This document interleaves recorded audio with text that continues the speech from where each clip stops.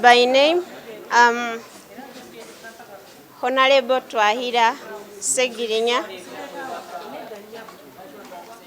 aspiring to be the MP, Kawempe North.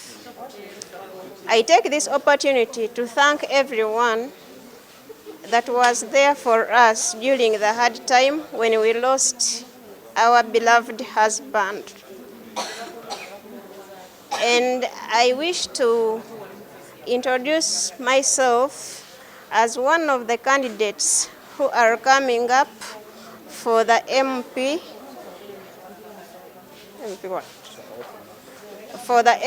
post of Kawempe North.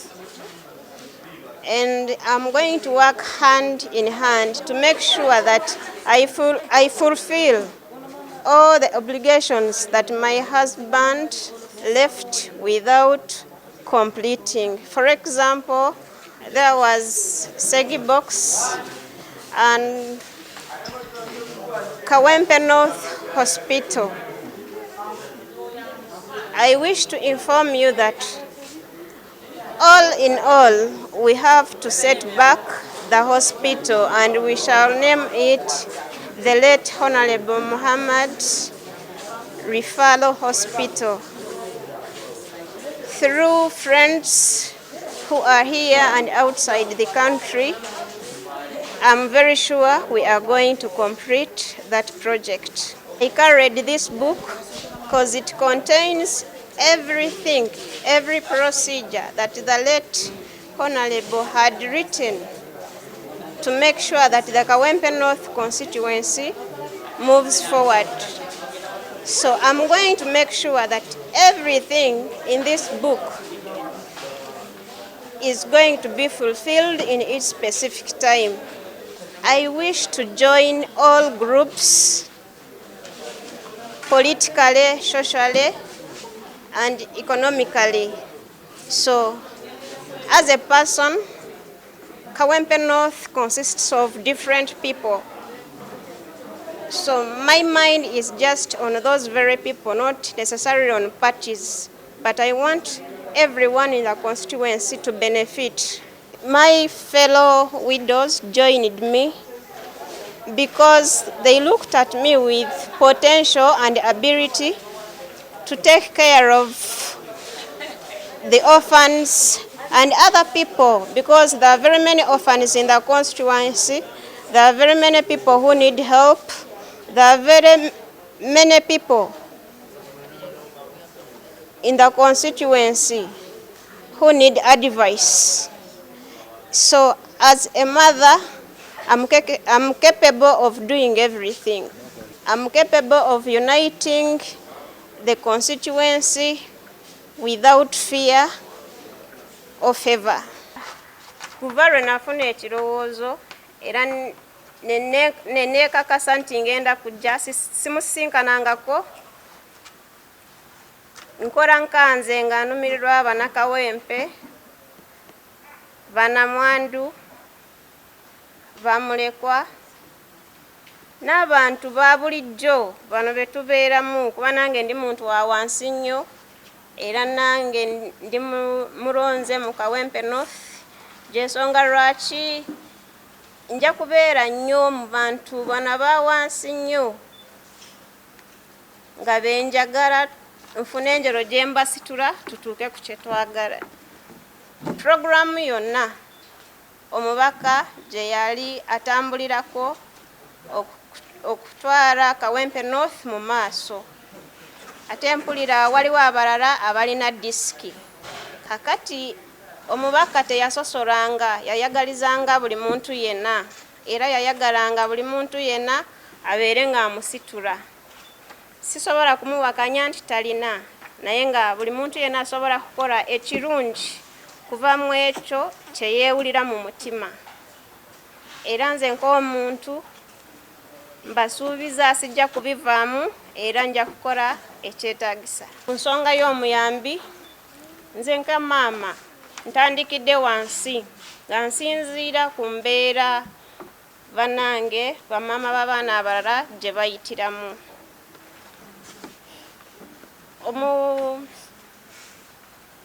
Omuyambi w'omubaka mumanyi bulungi era yakolanga ne Honorable mu mbeera ze yali amutumako.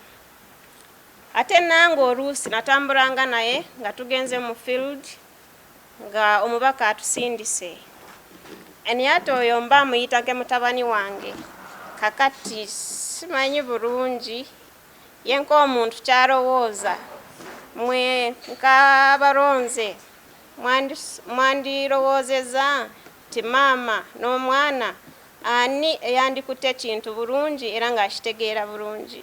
Kati nkozeseza akabonero ka radio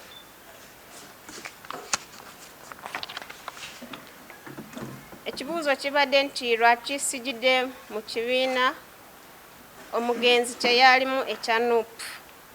Nze ng'omuntu nzize kukolera bannakawempe nga sisosodde sayidi yonna era n'amaanyi mangi nja kulabika nti buli munnakawempe yenna oba wa kibiina ki oba wa kibiina ki nga mbagatta wamu nga bwe ngasse bamaama b'abaana bano be mulaba wano nga ntudde nabo bwe njagala kugatta bannakawempe bonna n'eddiini zonna eziri mu kawempe okulabika nti tufunye ekirungi mu ekyo nga tetwesosodde.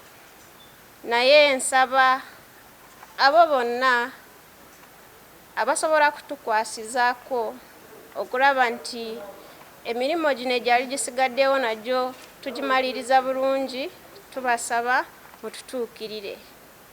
Nze ng'omuntu nina amaanyi, nina obuvumu, nsobola kukola buli kimu ekisoboka okulaba nti emirimu gyonna eyali esigadde nga ya bitundu ngimaliriza. Era nze ke maama nze asobola kutegeera ebisinga nk'okulabirira abaana ate nga sijja kusosola nti ndabiridde abaffe bokka kubanga n'abano bonna abazeewo kuva lwe twafiirwa omwami waffe tetunalaba omuntu yenna ng'ajja ntatukubagiza oba akola atya.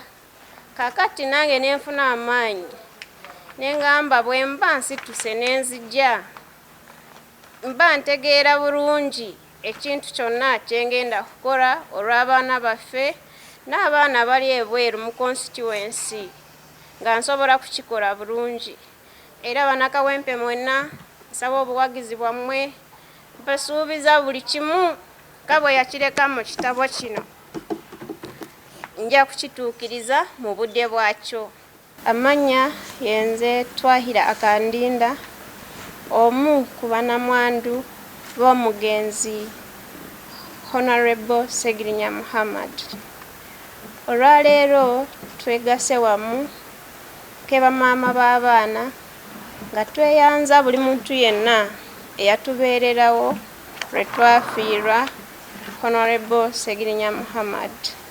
Era tutwala omukisa guno okwebaza abantu bonna ab'enjawulo, bannamadiini abava mu constituency y'e Kawempe North, ab'emitala y'amayanja, mwenna tweyanza nnyo.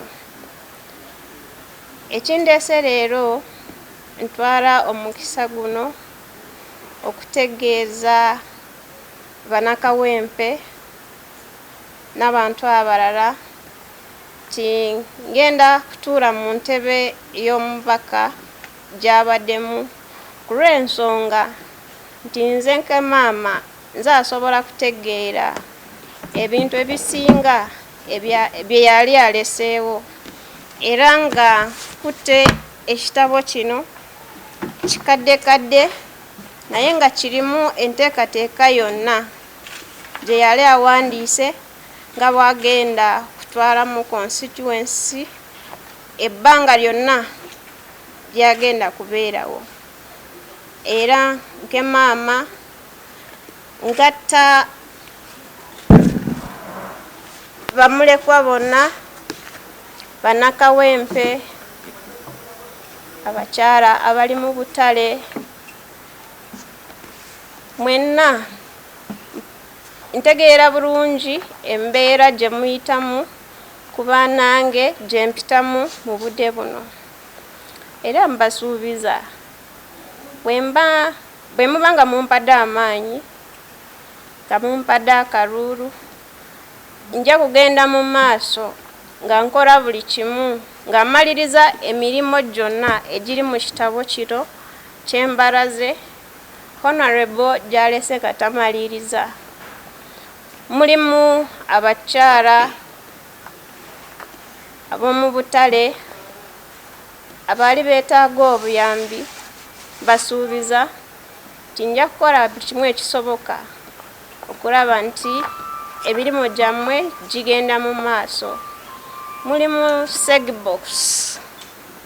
Segbox eyo abatonotono be baali bamaze okufunako ke baafunako, naye abalala tebaafuna chance okufuna olw'embeera nti obulwadde bwamutwala embiriizi nga tanaba kumaliriza emirimu gye. Kakati basuubiza nti Segbox ejja kugenda mu maaso nga tewali kikyuseemu. Ekirala, mu Kawempe mulimu ebitundu by'enjawulo. Tumanyi nti Kawempe ekitundu kya Myala. Nja kutwala omukisa ogwo okulaba nti abantu ababeera mu bitundu ebyo bafuna okuyambibwa mu mbeera y'enjawulo.